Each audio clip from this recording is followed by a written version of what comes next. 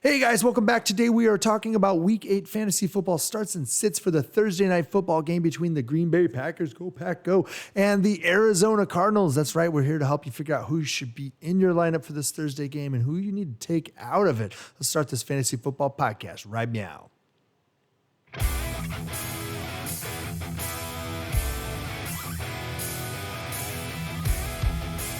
Well, hello there. Hello. Welcome to the Fantasy Football Upside. I am Justin. That is Kyle. That's right. There's no bias on this Not at all. podcast. No, none. None. None at all. None. Yeah. But thanks for dropping by our Fantasy Football podcast and YouTube channel. We appreciate it. And today we are going to go over our Thursday night football starts and sits between Kyle's Green Bay Packers Mine. and the Arizona Cardinals. Go Cardinals. Because I own them. Yeah. Do you own? Actually, I do have a share. Yeah, it was a gift. You have a share, of course. Yes, a bunch of different Chicago Bears fans banded together and bought it for me. Aw. They must have lost a bet. Yeah, probably. Actually, I have. Nobody likes you that much. Yeah, no, of course not. I actually did bet somebody one time, and they ended up having to post a picture of themselves with a Green Bay Packers Favre jersey on Facebook. Favre. on Facebook. Actually, Statistics. and that he posted it on New Year's Eve at a party that we were at, and he had like all night long he had people harassing him. I had to let him actually take it down at midnight because people were like, "What the hell, man?" They were gonna like murder him. So yeah. Anywho's, ahead of Thursday night's game, yesterday we dropped our waiver wire ads for week 8. Okay. Get down, can't talk good. It's kind of late. We've been dragging. But you definitely want to check out that waiver wire episode because there could be somebody that's still out there, and right where Kyle points, that's where it is. Boop. But Kyle, you got anything else before we get into it? The standard stuff. Hit the like button, hit the subscribe button. That way you're notified every time we upload another episode or when we go live, which we do try to go live at least once a week. Last week it was a little rough. Schedule didn't work out for everybody. We were all over the place. So just didn't happen. Guys, we apologize. We're going to try to see if we can do it this week. If we don't, feel free to hit us up on Twitter. Get your answers there. Hit us up in the comments down below. Feel free to raise your hand and say... Little help now. That's right. We'll come back. We'll see that and we'll go, hey, that guy. Do you need assistance? Yeah, do you need assistance? All right. So that's it right now for that. Love it. Yes, love it. Let's dive in headfirst into shallow end and get going on this here. We've got Thursday night football, Justin, and this one's actually one worth watching. Last week. Finally. So we've got the Green Bay Packers at the Arizona Cardinals. It's gonna be a fight, I think, but we've got a little bit of an issue here, right? Because Davante Adams is on the COVID IR list. So who is good old Aaron going to throw that ball to, right? So he's going to need to find a new security blanket. So let's investigate. Who's his new security blanket? It could be Aaron Jones. Could be. That's entirely possible. Look at the history. When Aaron Jones has been on the field and Davante Adams hasn't, Aaron Jones has gone friggin' bananas, dude. He has gone bonkers. Just look it up. Last 2 years, he has gone crazy when Davante Adams has been off the field. The offense shifted last year to him when Adams was out for a considerable amount of time. It shifted to Aaron Jones like you wouldn't believe, and he was a top 3 running back during that span considerably. A.J. Dillon, not going to be that security blanket, but I am looking for him to get a chance at redemption here. So I've got Rodgers and Aaron Jones as starts. I've got Dillon as a flex value. I think he's still one that you could potentially put out there. We are talking bye-week situation again this week, guys, just like last week, just like week 7. 7. That's right. 7 miles an hour. So here we are, week 8, and we've got to work with what we've got. And I think AJ Dillon's one of those guys. You can believe that he's going to be holding on to that ball pretty tight. A guy that I'm interested in, but not saying start him, is Kylan Hill. It's possible that they start to work him in a little bit just because there may be some concerns with A.J. Dillon. I doubt it too much, though. But with Davante Adams out, they're going to be trying to come up with creative ways to get the ball out of Rodgers' hands. Kylan Hill's one of those guys. Could have that happen.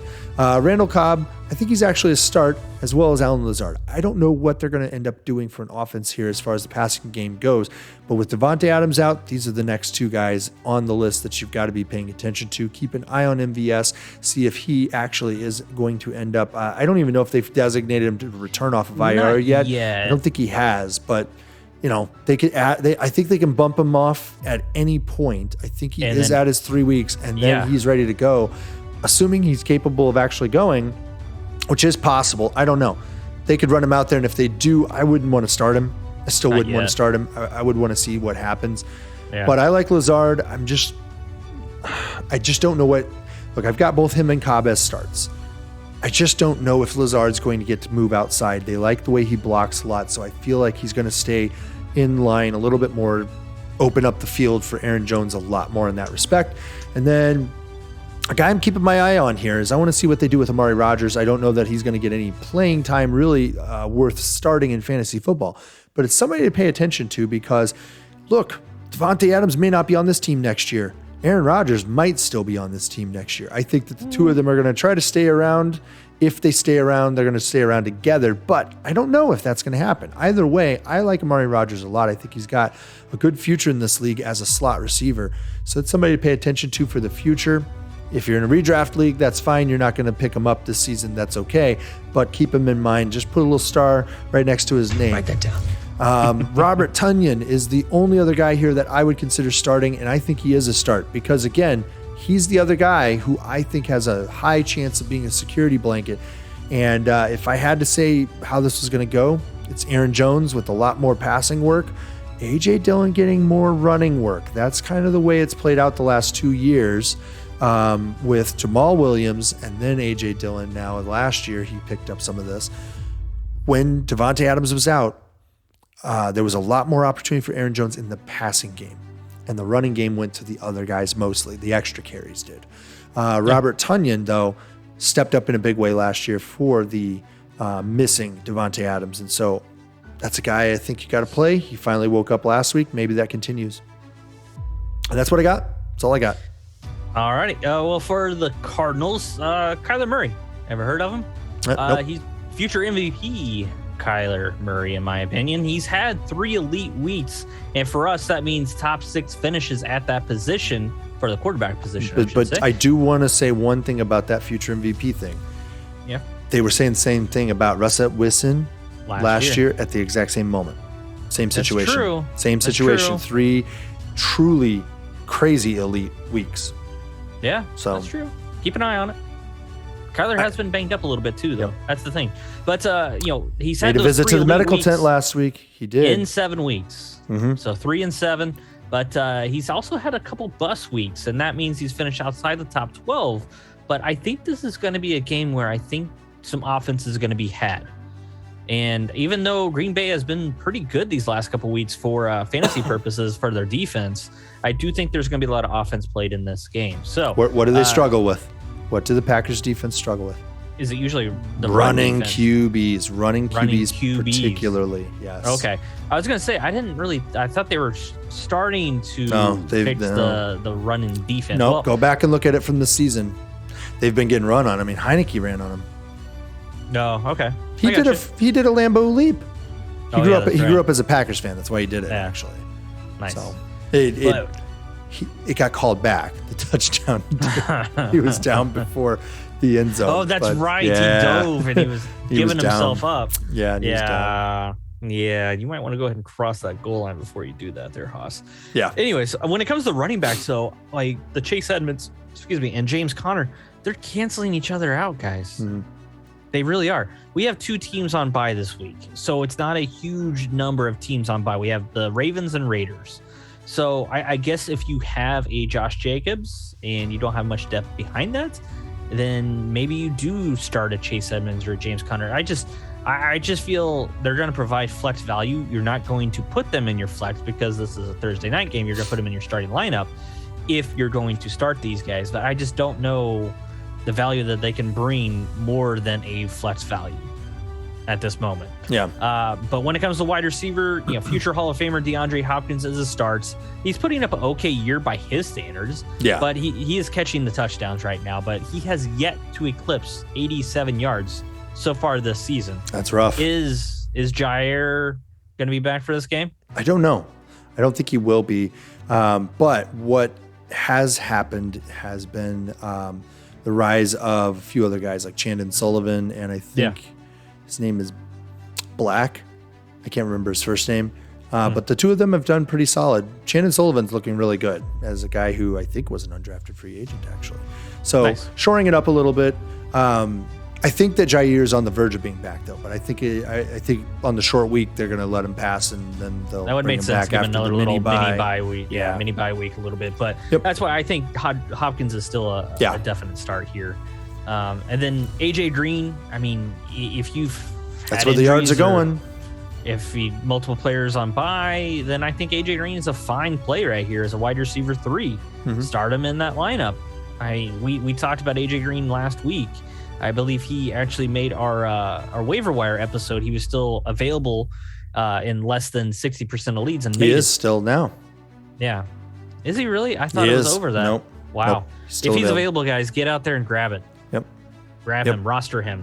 But I don't have faith in a Christian Kirk or Rondale Moore. Both guys have still bright futures ahead of him, especially Rondale Moore is a rookie, and Christian Kirk's only been in the league for 3 or 4 years, so solid. This is his third or it's fourth. I think it's his fourth year, but I think so. Still great potential, but there's just not enough. There's one football that goes around everybody, and right now when it comes to the passing offense, it's going to go through DeAndre Hopkins, AJ Green, and the next guy I'm going to talk about, and that's Zach Ertz at tight end. I just wanted to mention, you said there's one football that goes around. One of them goes around without stripes on it, though, too. Well, obviously it hasn't affected him as soon as the season started when it comes to what he's been able to do. If anybody knows what we're talking about, throw that down there. But Zach Ertz is a definite start right now in this offense. I mean, write that down. There it is. God forbid that a player comes in the middle of the season and would need a week or two to get acclimated in this offense. Nope. Let's bring in Zach Ertz. Let's let him ball out, and that's what he did last week. Think about how much of a condemnation that is of the Eagles offense, which is trying to be the same thing as the Arizona offense, right? Got the running QB, you've got multiple speedy wide receivers on the outside, you've got multiple pass catching backs in the backfield, and then you've got the tight end is the variable, right? Philly had it, Arizona didn't. Arizona traded and got him and turned him into an awesome tight end right off of the bat. Yeah. And Goddard didn't really explode. I mean, he had 70 yards and I think a 2-point conversion, but still you would think it would be more. After him leaving. But I really like Zach Ertz in this offense. I don't know if you saw that catch they had for the touchdown. It was a beautiful sight to see. I mean, he hit him perfectly, and it was just a nice design play.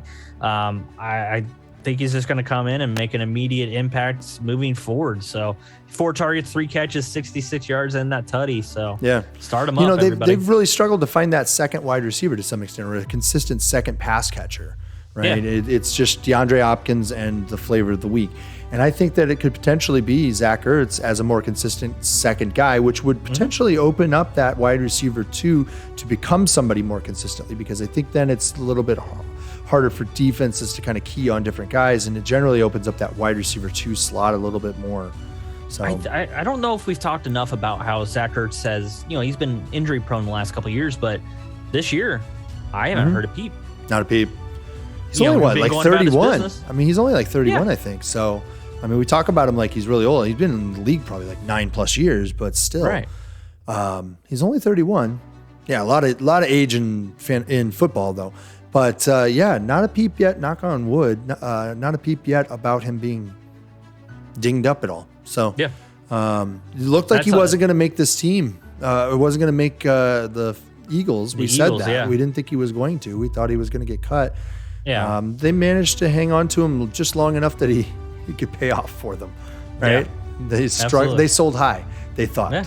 They thought. I don't know if they sold high enough, obviously. Yeah. I don't know what they. I think they got a 5th or a 6th for him. It's not even contingent. Around there. It wasn't even. the crazy part was, Kyler Murray was making Max Williams a thing. Yeah. You know what I mean? Like, he was making Max Williams a thing. Yeah. And Max Williams hasn't been able to do anything at, receiving in this league for how many years he's been in. He was a second round pick, I believe. So, no, I like him. But that's all I got for the Cardinals. All right, guys, that's going to do it for the Thursday night football game between the Green Bay Packers and the Arizona Cardinals. If we end up recording on Thursday, we will let you know beforehand, because I think last few times we've gone live doing that. We didn't last week, but we might be able to this week. And it's kind of fun to be able to watch the game at the same time that we're recording and just kind of, razz everybody or whatever. So check us out on Twitter. Make sure you're following us over there so that you're notified if we do go live. That'll be there. If you're also subscribed to us on YouTube here and have that bell clicked, you will be notified that we're going live. I think you checked it out and said it's like 30 minutes beforehand to let you know that we are going to go live. So we'll let you know. That's kind of a fun one to do, and this might be actually a good game to watch, so it might be fun. All right, man, that's going to do it for this one. Got anything else to add? That's it, man. All right, guys, see you later. Week Bye. 8.